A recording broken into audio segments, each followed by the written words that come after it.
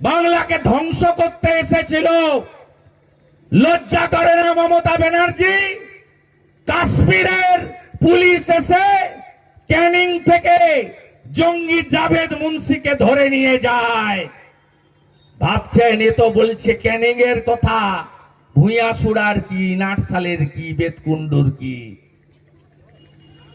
অপেক্ষা আপনারা করুন।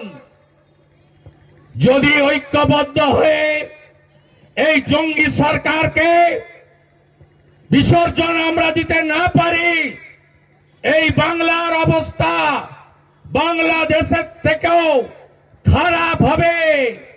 3 কোটি বাঙালি হিন্দু শুধু ধর্মীয় কারণে এক কাপড়ে বাংলাদেশ থেকে বিভিন্ন সময় পালিয়ে আসতে বাধ্য হয়েছে, যার মধ্যে আমার মাতৃদেবী শ্রীমতী গায়ত্রী ভট্টাচার্য, তৎকালীন আজকের শ্রীমতী গায়ত্রী অধিকারী আছেন। 60 সালে ওনার পিতৃদেব মাখনলাল ভট্টাচার্য বরিশালের শিক্ষক ছিলেন।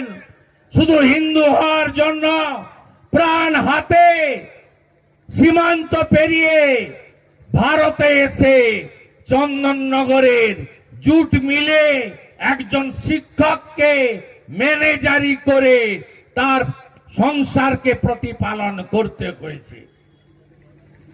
ব্যথা যন্ত্রণা যাদের নেই বুঝতে পারবেন না হিন্দু হওয়ার অপরাধে কি অত্যাচারটা বাংলাদেশে সেদিনও করেছে, আজকেও করছে। জাগো হিন্দু, জাগো হিন্দু, জাগো হিন্দু। অটল বিহারী বাজপেয়ীকে সামনে রেখে প্রতিজ্ঞাবদ্ধ হও। ताकत देखाबो আমরা, शक्ति देखाबो আমরা। बांटेंगे तो काटेंगे, एक रहेगा तो सेफ रहेगी। ঐক্যবদ্ধ হতে হবে।